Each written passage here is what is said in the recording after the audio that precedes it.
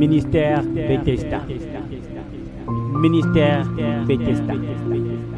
Ministère Bethesda. Bien-aimés dans le Seigneur, avant d'élever Abraham, le Seigneur avait permis qu'il soit stérile. Et avant, par exemple, d'être guéri, la femme à la perte de sang avait perdu du sang pendant 12 ans. Avant de susciter une descendance à Isaac, selon la promesse faite à Abraham, vous allez remarquer que la femme de Isaac a expérimenté la stérilité pendant 20 ans. Lorsque David a été appelé à être roi, vous allez voir que une fois qu'il avait épousé la fille de Saül et qu'il vivait sa vie de gendre du roi, cela n'a pas duré longtemps. Il est arrivé un temps où, à cause des circonstances, il a dû quitter le palais pour aller vivre une vie difficile. Il est rentré en clandestinité et là, il a commencé à vivre une vie très difficile. La Bible dit qu'il s'est retiré dans la caverne d'Adullam. Vous allez remarquer que la plupart des personnages que Dieu a utilisés puissamment, comme Jacob qui va auprès de son oncle, vous allez voir combien Jacob a souffert. Et lorsqu'il revient de là, il rappelle même à Dieu que je suis passé par ici, je n'avais qu'un bâton avec ma ceinture. Mais aujourd'hui, je forme 2 camps. C'est-à-dire, Dieu, avant d'élever quelqu'un, il va d'abord briser quelque chose en toi. Et c'est une grande leçon qui nous est également donnée dans Deutéronome au chapitre 8 à partir du verset 2. La Bible dit, souviens-toi de tout le chemin que l'Éternel ton Dieu, qui te fait faire ce chemin, l'Éternel ton Dieu, vous voyez, t'a fait faire pendant ces 40 années dans le désert. Et lorsqu'on te parle du désert, ce n'est pas le désert d'Arabie. On est en train de te parler des conditions que tu traverses au cours de ton existence qui ne sont pas forcément conviviales. On est en train de te parler des difficultés de fois qui te font pleurer. On est en train de te parler des manques dont tu souffres aujourd'hui. Et malheureusement, il n'y a pas beaucoup de chrétiens qui arrivent à traverser cette étape.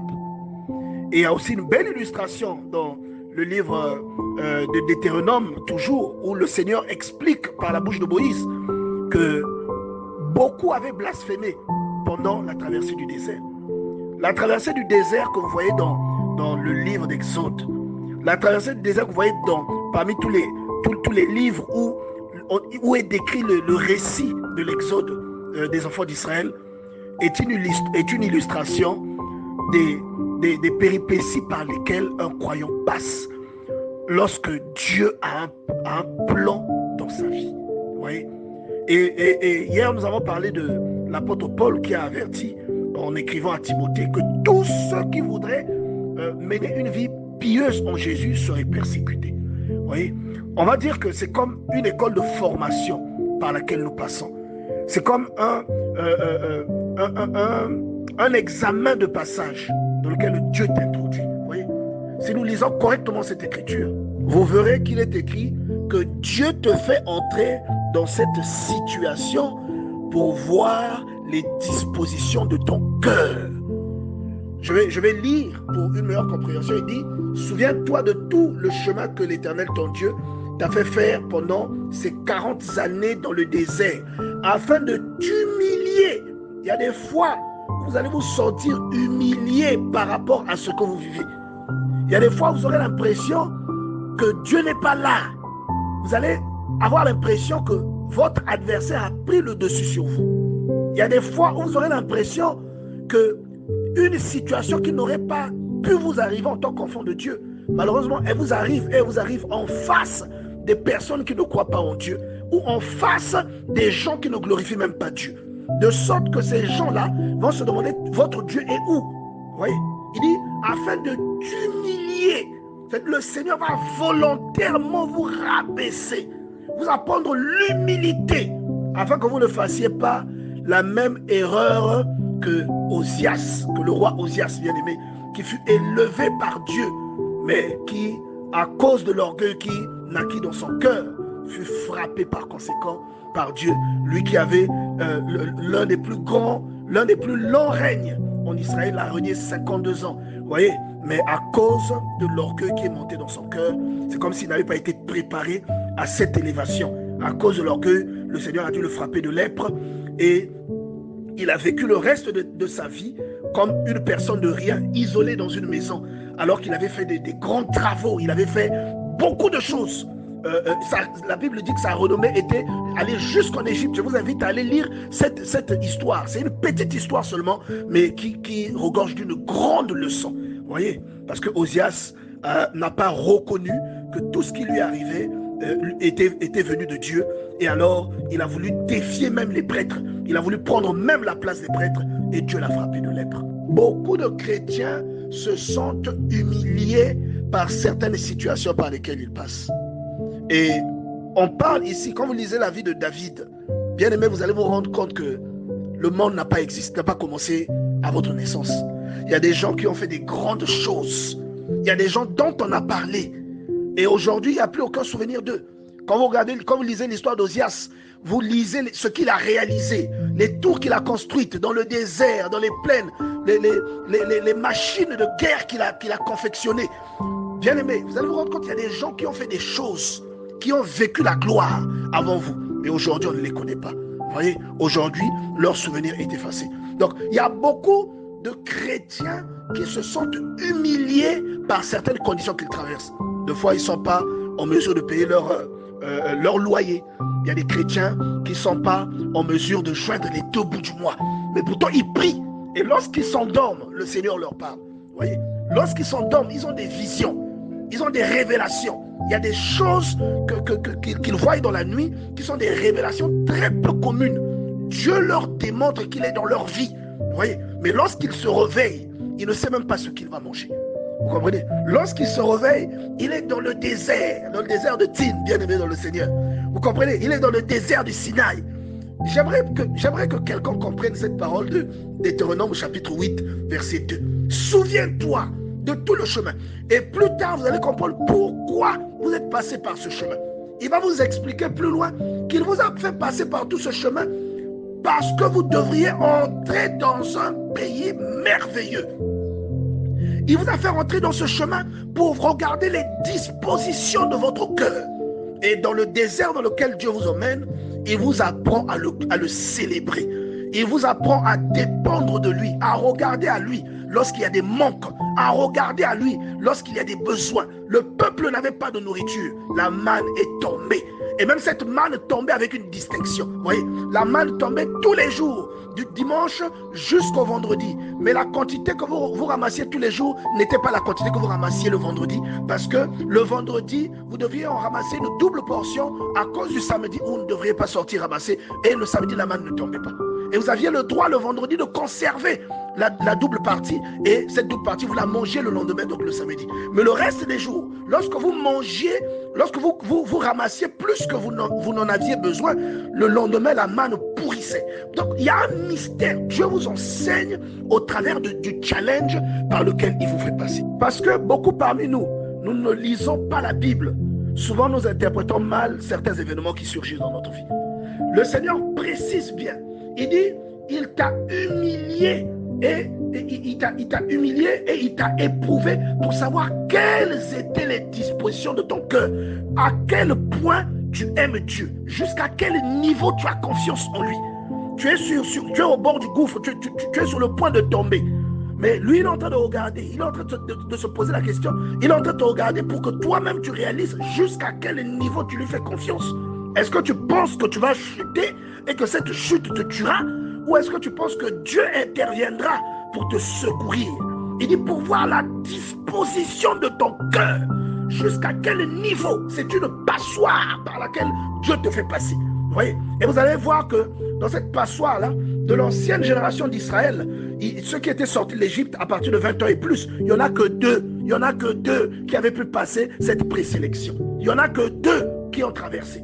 Vous voyez, c'est une passoire.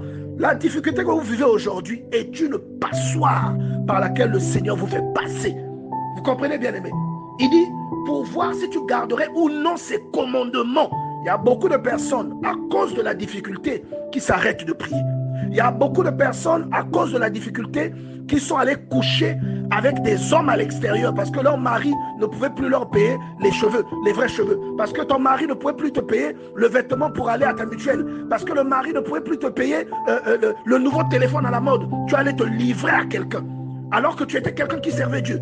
Tu étais quelqu'un qui croyait en Dieu. Mais parce que tu es dans le manque, parce que la pauvreté, parce que la disette est en train de te visiter temporairement, et parce que tu n'as pas une culture biblique, parce que tu ne médites pas la parole de Dieu, tu ne sais pas que ces événements qui sont en train de t'assaillir ont un but. Le but de ces événements, c'est la balance. C'est que tu sois sur la balance, on va mettre une plume à côté, on te met à côté, on va voir si tu es plus lourd que la plume. La Bible dit, il t'a humilié et il t'a fait souffrir de la faim. Deutéronome chapitre 8 verset 3. Ce n'est pas le diable qui fait qu'aujourd'hui tu es faim. Ce n'est pas le diable qui retient ta main pour que tes projets ne finissent pas aujourd'hui. Si tu es quelqu'un de consacré ou si tu es quelqu'un qui craint Dieu, si tu marches sur les voies de Dieu, si tu sais que tu pries à un tel point que lorsqu'il y a des choses qui te manquent, tu commences à t'interroger. Sache que ce n'est pas le diable qui a retenu cela. C'est certes, lui, c'est l'âme utilisée, mais c'est Dieu qui l'utilise. C'est-à-dire, c'est Dieu qui laisse cela entrer. Mais ce n'est pas sa volonté à lui qui s'exerce sur ta vie. Ouais. Il dit, il t'a humilié la faim. Derrière le mot faim, il y a le fait de manquer de la nourriture. Mais il y a beaucoup plus que ça. Parce que la faim, c'est le fait de ne pas pouvoir se rassasier. Vous voyez, et se rassasier englobe beaucoup de contextes. Vous comprenez?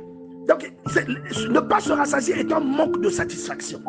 Et vous pouvez traverser dans votre vie des événements qui font que vous n'êtes pas satisfait de ce que vous vivez. Ouais, vous ne pouvez pas faire ce que vous voulez. Vous ne pouvez pas acheter ce que vous voulez. Vous ne pouvez pas aller où vous voulez. Vous ne pouvez pas réaliser ce que vous voulez. Vous avez faim. Et la Bible dit que c'est Dieu qui permet que vous ayez faim. Et il fait cela pour vous éprouver. Et il fait cela pour voir si vous garderez ses commandements ou non. Il va laisser vos enfants tomber malades. Il va vous emmener jusqu'au bord, de sorte que vous n'arrivez pas à payer la scolarité de vos enfants. Et quelque chose va se produire, mais il vous emmènera suffisamment au bord du précipice pour que vous ayez peur, que vous soyez effrayé ou que vous soyez triste ou non. Parce que tout cela dépend de vous. Vous pouvez être triste ou non, selon la foi que vous avez. Comprenez? Il dit, il t'a humilié, il t'a fait souffrir de la faim, il t'a nourri de la manne que ne connaissaient pas tes pères. Et là que vous comprenez que le but premier pour lequel Dieu fait entrer quelqu'un dans la boue avant de l'élever, c'est pour lui enseigner Dieu. Je répète, Dieu te fait entrer dans la boue pour t'enseigner Dieu. Dieu savait qu'il allait fondre la mer depuis le début. Mais dans Exode 14, le peuple commence à crier. Mais Dieu savait déjà qu'il allait fondre la mer. Il savait comment cette histoire allait finir. Regardez ce qui va se passer. Le peuple commence d'abord à crier. Et Dieu demande, mais pourquoi ces cris? Il est au courant. Ouais, il est au courant de ça. Mais il demande pourquoi ces cris. Qui est derrière l'initiative de la sortie de l'Égypte? C'est Dieu. Qui a fait les démonstrations de puissance en Égypte pour humilier les dieux égyptiens? C'est Dieu. Qui a tué tous les premiers-nés? C'est Dieu. Qui les a accompagnés sous la forme d'une colonne de feu et d'une colonne de nuée la nuit ou le jour? C'est Dieu. Mais quand même, quand ils arrivent là, la mer ne s'ouvre pas. Et ils regardent leur réaction. Comment vont-ils réagir? Et malheureusement, là aussi, ils ont échoué au test. Et ils ont commencé à dire, est-ce qu'il n'y avait pas assez de cimetières en Égypte pour que tu nous emmènes mourir dans le désert? Et là, Dieu, celui qui a la culture, ne réagira pas pareillement. Il saura, lorsqu'il est devant un danger ou devant un problème, que Dieu va bientôt s'illustrer. Il va commencer à jubiler. Vous comprenez? Il va commencer à jubiler. Il y a une histoire formidable dans la Bible où on vous raconte que Israël a été attaqué. Et le Seigneur a parlé au peuple, il a parlé au roi par l'intermédiaire du fils de sacrificateur. Et il leur a dit, vous n'allez même pas vous battre. Oui, vous n'allez pas vous battre. Vous irez dans cette région, dans cette zone. Vous irez dans cette zone et vous allez remarquer que vous n'aurez pas besoin de vous battre parce que le Seigneur aura déjà tout accompli. Le Seigneur aura déjà fait le travail à votre place. Vous voyez? Et quand ils arrivent, le peuple qui venait les combattre s'était entretué. Mais entre-temps, la Bible dit que ça s'est déclenché lorsqu'ils ont commencé à chanter des louanges. Dès qu'ils ont commencé à louer Dieu, entre eux là-bas, ils se sont entretués. Vous voyez? Donc Dieu, parfois, suscite pour que vous appreniez Dieu, pour que vous découvriez Dieu. Et l'attitude que vous avez peut déterminer tout le reste. Il dit que tes pères avant toi n'avaient pas connu cela. Ils n'avaient pas connu ce que toi tu as connu. Il dit, je t'ai nourri de la manne que n'avaient pas connu tes pères. C'est-à-dire que la façon dont ils se révèlent à toi, tes pères avant toi n'ont pas connu ça. Et il te dit, pourquoi est-ce qu'il te fait vivre ça? Pourquoi il te fait vivre ça? Il te le dit. Il dit, afin que tu apprennes que l'homme ne vit pas de pain seulement, mais de tout ce qui sort de la bouche de l'Éternel. C'est-à-dire, ta vie, il ne veut pas que ta vie soit constituée seulement de ce que tout le monde expérimente. Il ne veut pas que ta vie soit seulement tu vas au travail, tu reviens, tu dors, tu fais des enfants, tu les élèves. Non, il veut que ta vie soit faite d'autres choses. Et tout ce que tu apprends pendant le séminaire dans lequel Dieu te fait entrer, tout cela c'est la parole de Dieu. Tout cela c'est ce qui sort de sa bouche. Ça obéit à la même logique que ce qui est retranscrit dans la Bible. Vous voyez, ce qui est retranscrit dans les Écritures saintes, c'est la même logique par laquelle Dieu te fait passer. Vous voyez, et quand tu vis une expérience où tu es en train de passer un mauvais moment, tu es en train de vivre une stérilité financière, une stérilité même au niveau de la procréation. Il y a des projets que tu n'arrives pas à réaliser. À ce moment-là, qu'est-ce que tu vas faire? Ça va te travailler, surtout quand tu es une personne de foi. Tu vas rechercher Dieu et tu vas t'interroger. Tu vas te dire, mais pourquoi je ne vis pas ça alors que Dieu me parle, alors que je vois bien que ce qu'il m'annonce arrive? Mais pourquoi je traîne? Et si tu es intelligent, si tu as la sagesse, tu vas comprendre beaucoup de choses.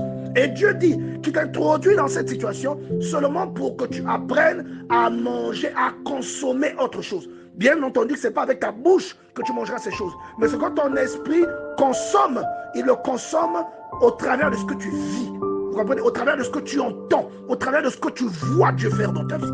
C'est également un mode de consommation. Regardez maintenant la partie que tout bon croyant devrait connaître. La partie sur laquelle tout bon croyant devrait s'appuyer. Toute personne qui vit une tribulation devrait s'appuyer sur cette partie de l'écriture de Deutéronome chapitre 8. Quand vous allez au verset 4, il dit, ton vêtement ne s'est point usé sur toi malgré tout. C'est-à-dire, j'aimerais que quelqu'un comprenne. Il est en train de te dire, tu souffres, mais cette souffrance ne te tue pas. C'est-à-dire, tu arrives à la fin de ton épreuve. Il te dit, tu souffres, mais l'épreuve que tu as vécue, qui t'a terrorisé, elle ne t'a pas tué. Elle a été une pédagogie que Dieu a utilisée dans ta vie. Oui, elle t'a fait grandir, elle t'a fait connaître Dieu. Si le peuple n'était pas allé dans le désert, le tabernacle n'aurait pas été construit. S'ils n'étaient pas allés dans le désert, ils n'auraient pas su que le fait étranger introduit dans le temple de Dieu peut tuer quelqu'un. S'ils n'étaient pas allés dans le désert, ils n'auraient pas su que Dieu peut donner la victoire parce que quelqu'un est en train de prier qu'il a les mains levées. S'ils n'étaient pas entrés dans le désert, ils n'auraient pas su que Dieu peut envoyer de la viande par commande. S'ils n'étaient pas allés dans le désert, ils n'auraient jamais su la puissance de leur Dieu. Ils n'auraient jamais su qu'une écorce pouvait purifier une eau. Ils n'auraient jamais su toutes ces choses. Or, ce sont toutes ces choses qui créent le témoignage sur lequel votre foi s'appuie pour devenir définitivement un croyant. Avec une foi qui ne vacille pas. Vous voyez, vous devenez définitivement un croyant avec une foi à toute épreuve. Le vent peut venir. Quand je parle du vent, je parle des épreuves. Le vent viendra, vous allez tenir. Vous ne tomberez pas. Vous flancherez à gauche et à droite. Vous reviendrez à votre position initiale. Simplement parce que votre foi est enracinée. Pourquoi? À cause de ce que vous avez vu dans le désert. Il y a des situations dans lesquelles Dieu vous fait entrer pour créer une dette morale dans votre cœur. Tout comme Josaphat, lorsque l'ennemi avait une coalition pour l'attaquer, Dieu permet cela. Depuis le début, Dieu savait que cet ennemi ne pouvait pas le tuer. Dieu savait que cet ennemi n'allait même pas se battre avec lui. Dieu le savait. Mais quand même, on permet que la nouvelle arrive à Josaphat. Il publie un jeûne et une journée de prière. Et lorsque la parole du Seigneur leur est annoncée, on leur dit, vous ne vous battrez même pas contre eux. Finalement, qu'est-ce qui se produit? Ils vont là où Dieu leur demande de se mettre. Lorsqu'ils arrivent là, ils ne voient que des cadavres par terre. Ils se sont entretués. Vous voyez, Dieu sait d'avance que le problème qui vient dans ta vie ne te tuera pas. Il sait d'avance que lorsque tu as des problèmes d'argent, ça ne te tuera pas. Il sait que ça va te faire grandir, ça va constituer un témoignage, et toi tu deviendras une armoire à témoignage dans laquelle les gens viendront se servir. Chacun viendra prendre un témoignage pour fortifier sa foi, parce que Dieu t'aura fait passer par toutes les cases de l'expérimentation de Dieu, dans laquelle parfois une personne a des manques, et dans le dernier instant, la personne voit Dieu intervenir. Dieu te fera passer par toutes ces choses volontairement. Et il te dit qu'il te fait passer par là, malgré tout, ton vêtement ne s'est point usé sur toi. Et il ajoute, ton pied ne s'est point enflé. C'est-à-dire que cette tribulation que tu vis ne t'a même pas détruit la santé. Cette tribulation que tu vis n'a même pas pu te rendre malade. Tu n'as pas fait d'hypertension.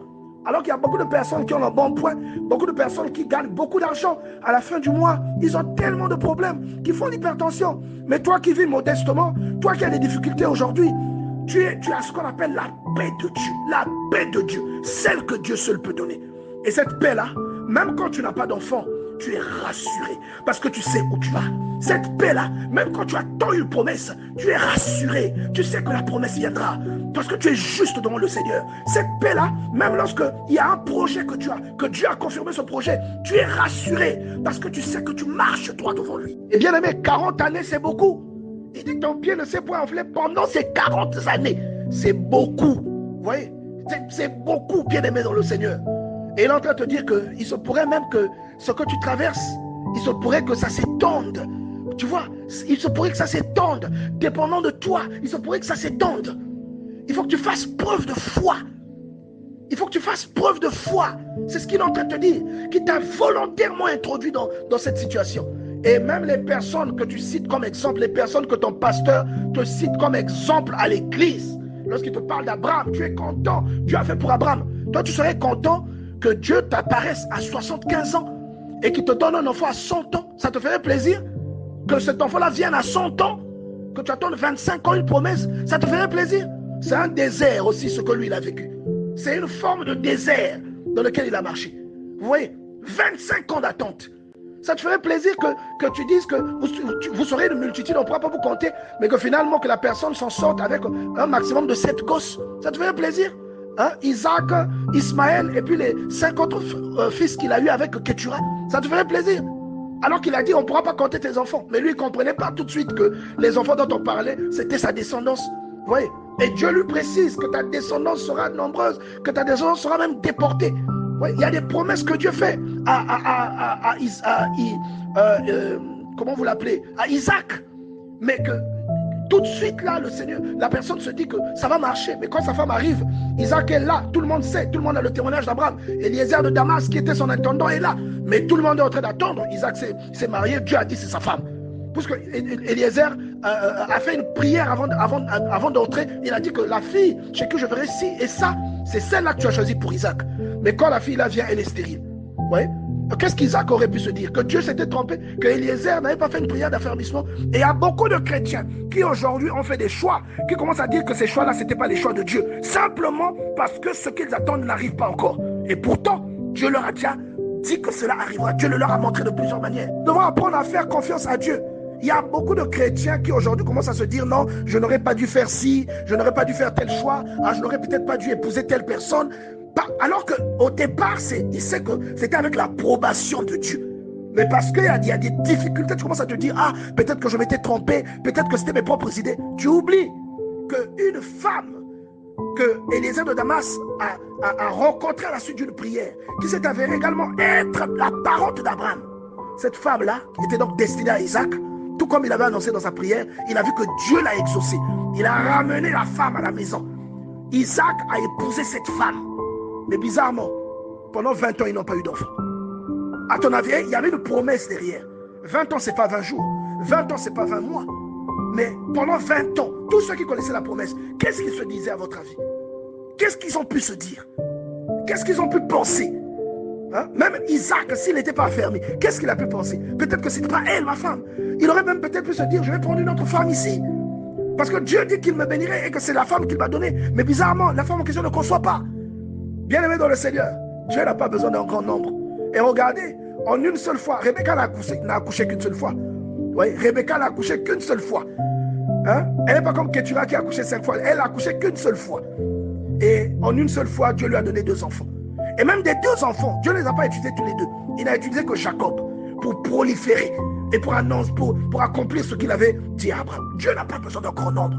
Dieu n'a pas besoin que vous soyez riche pour que votre projet se réalise, pour que votre maison soit construite, pour que votre projet de voyage marche, pour que votre mariage arrive, pour que cette fille que Dieu vous a promise puisse vous aimer comme vous attendez qu'elle vous aime.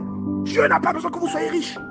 Il n'a pas besoin que vous soyez dans les bonnes circonstances, que vous soyez employé quelque part, vous pouvez entreprendre et réaliser des grandes choses. C'est comme cela que beaucoup de gens ont compromis les promesses que Dieu a emmenées dans leur vie. Beaucoup de gens se sont détachés ou se sont séparés de leurs conjoints, les conjoints que Dieu avait placés dans leur vie, pour aller rechercher quelque chose que Dieu avait déjà prévu, mais qui ne venait pas parce que ce n'était pas le temps fixé ou parce que Dieu les avait introduits dans le désert.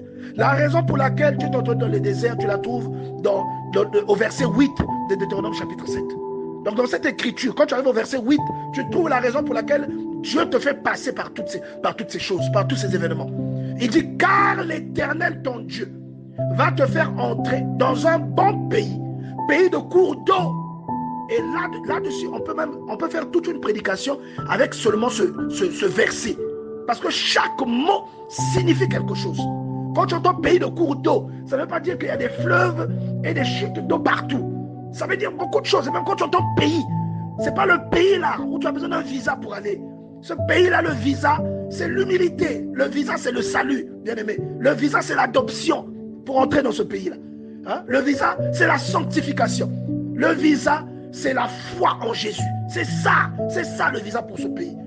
Tu vois, il dit, l'Éternel, ton Dieu, va te faire entrer dans un bon pays, pays de cours d'eau, de sources et de lacs qui jaillissent dans les vallées et dans les montagnes. Allez lire, bien aimé, allez lire cette écriture merveilleuse. Hein? Pays où tu mangeras du pain avec abondance. C'est-à-dire tu vas rentrer dans une dimension où tu ne manqueras plus de rien. Tu auras tellement de choses que tu ne sauras même plus quoi en faire. Dieu va te bénir. C'est ce qu'il est en train de te dire. Il te dit qu'il te fait rentrer dans la difficulté pour préparer ton cœur, pour voir si tu mérites ce qui va arriver dans ta vie, pour te briser, pour t'apprendre à pardonner, pour t'apprendre à aimer l'autre, pour t'apprendre à craindre Dieu, pour t'apprendre à faire un culte à Dieu, pour t'apprendre à respecter ce qui est sanctifié. Pourquoi? Verset 8. Parce que l'Éternel, ton Dieu, va te faire entrer dans un bon pays, pays des cours d'eau, de sources et de lacs, qui jaillissent dans les vallées et dans les montagnes. Et pays où tu mangeras du pain avec abondance, où tu ne manqueras de rien. Pays dont les pierres sont du fer. Pays des montagnes duquel tu tailleras les reins.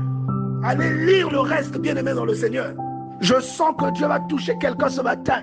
Je sens que quelque chose de formidable est en train de se passer. Je sens que quelqu'un est en train de perdre espoir. Mais qu'à l'écoute de ce message, quelqu'un est en train de comprendre maintenant quel est le mode opératoire que Dieu est en train d'utiliser dans sa vie. Quelqu'un commence à comprendre pourquoi il est en train de passer par tous ces événements. Ce n'est pas moi qui le dis, c'est notre Dieu à tous. C'est écrit noir sur blanc dans la Bible. C'est seulement parce que beaucoup ne lisent pas. Si vous lisez, vous verrez que c'est écrit noir sur blanc. Je vous donne les références. Deutéronome chapitre 8. Lisez du début jusqu'à la fin. Vous voyez ce que je suis en train de vous dire. Il vous dit qu'il vous a humilié volontairement. Il dit qu'il voulait voir la disposition de votre cœur. Il dit qu'il voulait voir si vous garderez ses commandements. Il dit qu'il vous a humilié, vous a fait souffrir de la faim pour que vous appreniez à vivre d'autres choses. Que vous appreniez à donner la priorité à d'autres sens, à d'autres éléments de votre vie. Parce que la faim peut aussi rappeler tous les événements charnels, toutes les choses qui ont un rapport avec la chair. Si ce que vous faites a un rapport avec la chair, Dieu peut venir mettre une difficulté pour que le rapport à la chair soit un peu annulé, pour qu'il soit un peu inhibé. Et le rapport avec la chair en question, une fois éteint, Dieu va vous pousser maintenant à rechercher tout ce qui a un rapport avec l'esprit. Il dit pour que tu apprennes à ne pas vivre seulement avec la chair, que tu apprennes aussi à vivre avec Dieu. C'est ce que ça veut dire en quelque sorte. Vous voyez, pour vous apprendre que l'homme ne vivra pas du pain seulement, mais de tout ce qui sort de la bouche de l'Éternel. C'est pour dire que, pour t'apprendre que l'homme ne doit pas vivre seulement selon la chair, mais il doit aussi apprendre à vivre selon Dieu, selon l'esprit. Tu comprends? Et il te dit qu'il t'a fait passer par tout ça. Il t'a fait passer pour t'enseigner ces principes. Et après, il vient te rassurer et te dit, et alors, de toute façon, ce que je t'ai fait vivre, est-ce que ça t'a tué? Il te dit, ton pied ne s'est pas enflé pendant ces 40 années de marche. Ton vêtement ne s'est pas usé sur toi. Il dit, malgré les difficultés que tu as vécues, est-ce qu'il t'a manqué ceci? Est-ce qu'il t'a manqué cela? Est-ce que ton enfant est mort? Qui t'a tué? Est-ce que, voilà, il te rappelle tous les bienfaits qu'il a fait. Et il te dit, pourquoi je t'ai fait passer par là? En fait, je t'ai fait passer par là. Et là, maintenant, tu trouves ça à partir du verset 8. Parce que tu allais rentrer. Je vais te faire rentrer dans un pays magnifique où tu ne manqueras de rien. Il fallait que je m'assure que tes fondements étaient bons. Il fallait que je m'assure que tu étais correctement implanté. Bien aimé, il y a des difficultés qui sont salutaires. Il y a des situations de tribulation qui sont salutaires. Il Il y a des problèmes qui peuvent vous sauver la vie. Vous comprenez, bien aimé? Il y a des problèmes qui sont nécessaires pour vous sauver la vie. Il y a des problèmes qui vous conduiront exactement là où Dieu veut que vous soyez. Donc si vous êtes un homme de foi, si vous êtes une personne qui croit en Dieu et que vous vivez une situation, glorifiez le Seigneur. Ça veut dire qu'il a un regard sur vous. Si vous vivez des difficultés, que vous avez des limitations aujourd'hui, glorifiez le Seigneur. Il est en train de vous préparer à quelque chose de formidable. Et vous trouverez cela quasiment chez tous les personnages bibliques. Vous trouverez cela quasiment chez tous les héros que la Bible mentionne. C'est des personnes qui sont d'abord passées par des tribulations. Vous voyez, tout le monde acclame Abraham, l'ami de Dieu. Tout le monde l'acclame. Mais beaucoup de gens oublient ce qu'il a vécu. Beaucoup de gens oublient qu'il a passé des moments très difficiles. Et jusqu'à quasiment perdre l'espoir. Vous voyez, Genèse chapitre 17, où Dieu lui dit, tu auras un enfant de ta femme Sarah. La Bible dit, Abraham tombe sur sa face et il rit. Vous voyez, Genèse chapitre 18, Dieu dit, l'année prochaine, Sarah aura un fils. Sarah, dans la tente, rit. Donc, ils sont arrivés à un niveau où ils ne croient plus. Ils sont en train de rire parce que pour eux, c'est une blague. Vous comprenez? Il y a des situations qui sont salutaires dans votre vie. Il y a des tribulations par lesquelles Dieu vous fait passer aujourd'hui qui vous sauveront la vie. Ces tribulations sauveront la vie de vos enfants. Vous voyez, il y a des problèmes que vos parents ont pu avoir, qui ont été des témoignages pour vous, qui ont constitué la base sur laquelle votre foi s'est reposée. Et aujourd'hui, Dieu est en train de faire la même chose. Ce que vous vivez, vous pourrez enseigner à vos enfants comment Dieu vous a délivré.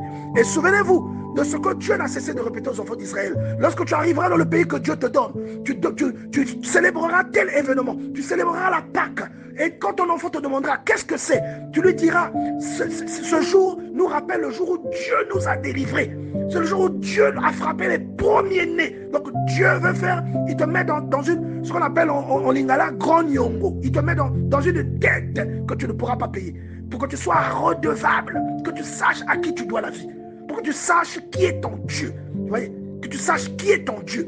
Et qui il est. Tu saches que tu dépends de lui. Vous comprenez? Que Dieu bénisse cette parole, bien-aimé. Que Dieu bénisse quelqu'un ce matin. Que Dieu transforme la mentalité de plaintif de quelqu'un ce matin. Que Dieu t'apprenne à voir au-delà de la situation. Regarde l'enseignement derrière tes épreuves. Regarde l'enseignement derrière tes difficultés. C'est ma sincère prière ce matin, bien-aimé dans le Seigneur. Ministère Bethesda. Ministère Bethesda. Ministère Bethesda.